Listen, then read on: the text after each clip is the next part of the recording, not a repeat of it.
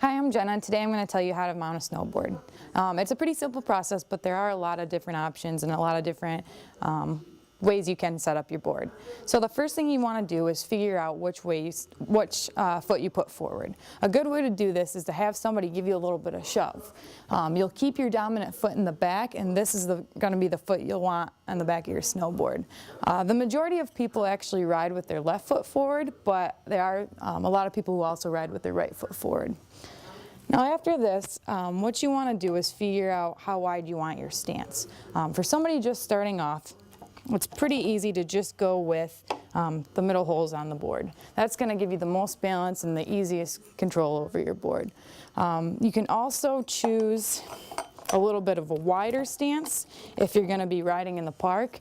This is going to give you more control over the length of your board, and it's going to keep you a little bit more stable for landing tricks. Now there's also different ways you can angle your bindings on your board. For somebody starting off, a lot of people actually will keep their back foot straight or angled just a slight bit out, maybe 6 degrees or so. You'll also keep your front foot angled at about 15. People have been riding for a while and want to be able to ride regular and switch, meaning your other foot forward, might actually angle both feet out about the same. This means when you're riding switch, it's going to feel just like you're riding regular for the most part. If you're riding in the park too, a lot of people will angle their feet out, probably 15-15 on both sides, or 15-15. And again, this just gives you more control over your board, and it's a better transition to your edges. So now we're actually going to mount the binding. All bindings are going to come with a plate like this. You slide it right into the binding.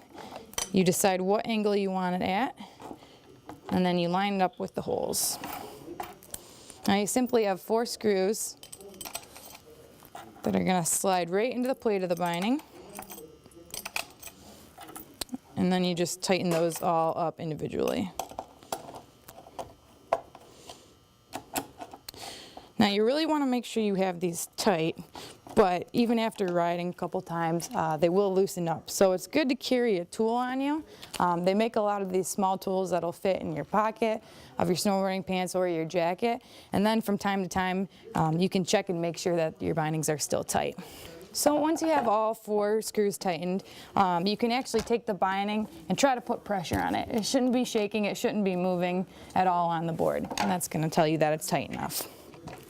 Now, most bindings are actually going to come with a leash and a stomp pad. The leash goes on the front binding, and what this does is you actually connect this to your boot.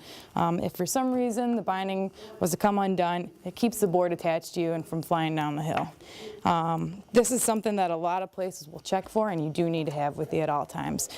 Another thing you want to make sure you have on you is a stomp pad as well. This is going to go right in front of your back binding on your board, so when you're riding off the lift, you only have your front foot strapped in, you put your back foot right on this, and it keeps you from sliding around on the board. So after you're done mounting the binding, you want to actually adjust it to the boot, because you don't want to be screwing around with that once you're on the hill in the cold.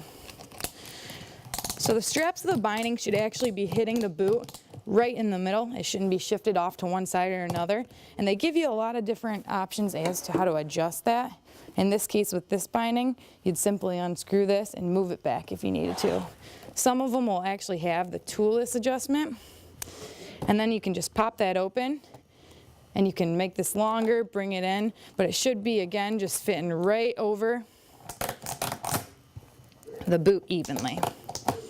So you basically just want to make sure that the boot is fitting properly in the binding, because if it's loose or if there's any kind of movement in there, it's not going to give you the proper response, and you're going to lose a lot of energy transfer between the boot and the binding and the board. So mounting your bindings is really easy. It's simple. You can do it yourself, and you can also adjust it from time to time too.